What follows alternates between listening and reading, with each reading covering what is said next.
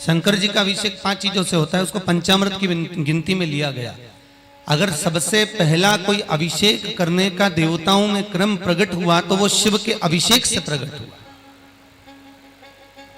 शंकर भगवान के अभिषेक में 5 चीजें मूल चाहिए। पहले नंबर पर दूध चाहिए, दूसरे नंबर पर दही चाहिए, तीसरे नंबर पर घृत चाहिए घी, चौथे नंबर पर शहद चाहिए और 5वें नंबर पर शक्कर चाहिए, मिष्ठान चाहिए। अब ये 5 चीजें अपन चढ़ाते चढ़ाते चढ़ाते चढ़ाते पूरा जीवन हो गया।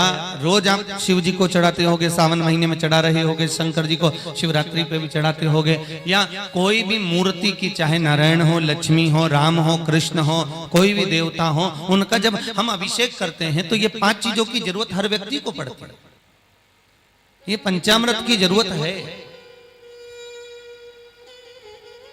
पर ये पंचामृत आखिर हम क्यों समर्पित करते हैं? इसकी जगह हम गन्ने का रस समर्पित कर दें, हम कोई मौसम्बी का जूस समर्पित कर दें, हम कोई फल का रस भगवान का अभिषेक कर दें, हम कोई जल से भगवान का अभिषेक कर दें, हम कोई नई वस्तु से शिव जी का अभिषेक कर दें, हम कोई नई वस्तु को सिद्ध कर कर भगवान का अभिषेक कर दें, हम कोई नए रस से भगवान का अभिषेक कर दें, हम आम के जूस से भगवान का अभिषेक कर दें।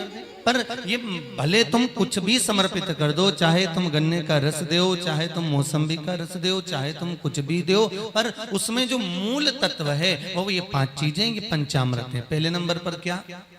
जम के बोलो, दूध। दूसरे नंबर पर दही, तीसरे नंबर पर घी, चौथे नंबर पर शहद, 5वें नंबर पर शक्कर। ये 5 चीजें हमें समर्पित करना है। और क्यों समर्पित करना है और किस लिए समर्पित करना है?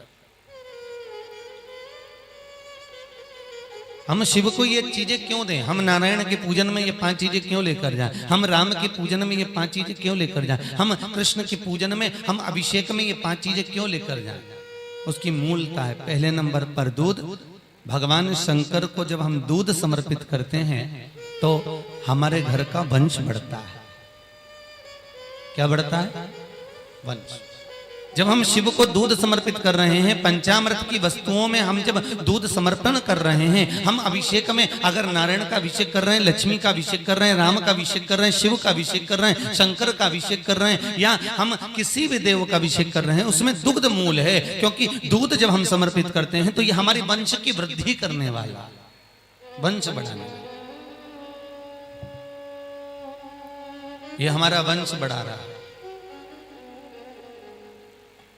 दूसरे नंबर पर दही।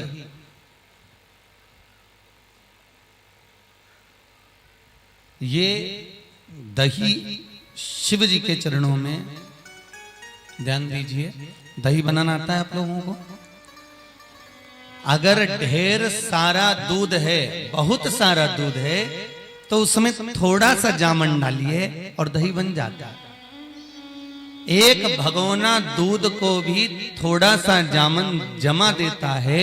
उसी तरह शास्त्र कहता है कि यहाँ दही शिव को इसलिए समर्पित करा जाता है कि अगर भाई भाई में विवाद हो रहा हो, देवरानी जेठानी आपस में झगड़ रही हो, अगर कहीं सास बहू में क्लेश हो रहा हो, किसी का घर टूट रहा हो, किसी का घर अगर खंडित हो रहा हो, कोई परिवार आपस में टूट कर जा रहा हो, कोई भाई भाई आपस में झगड़ कर जा रहे हो, तो शिव का अभिषेक दही से करने से परिवार वापस जुड़ जाता है। इसलिए पंचामृत में दही की मूलता कही। पंचामृत में दही मूल हो गया। आप लोगों ने भी न जाने कितनी बार अभिषेक करा होगा, परंतु आप लोगों को भी सोचने में आता होगा कि दूध क्यों चढ़ाएं, दही क्यों चढ़ाएं, घृत क्यों चढ़ाएं, शक्कर क्यों चढ़ाएं, घी क्यों चढ़ाया। अभिषेक में दही चढ़ा देने से हमारा मन, हमारे परिवार टूटने से बढ़ जाता है, बच जाता है। तीसरे नंबर पर है घी। ये आरोग्यता प्रदान करता है। हमारे घर में अगर कोई बीमार है, बहुत ज्यादा रोगीला है, बहुत ज्यादा परेशान है, तो घृत का अभिषेक अर्थात अभिषेक में घृत का प्रयोग कर देने से रोग से मुक्ति होती है। रोग से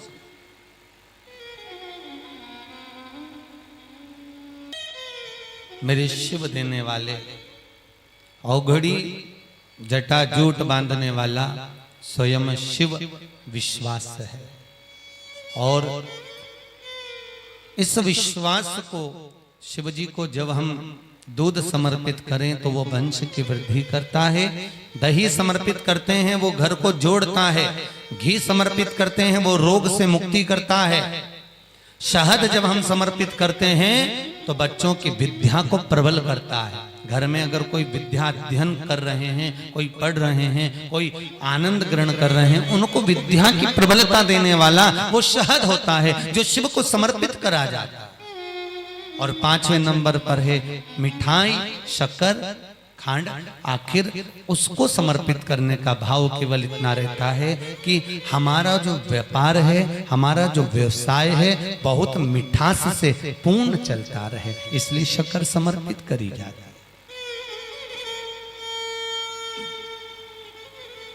इसलिए शक्कर दी जाती है।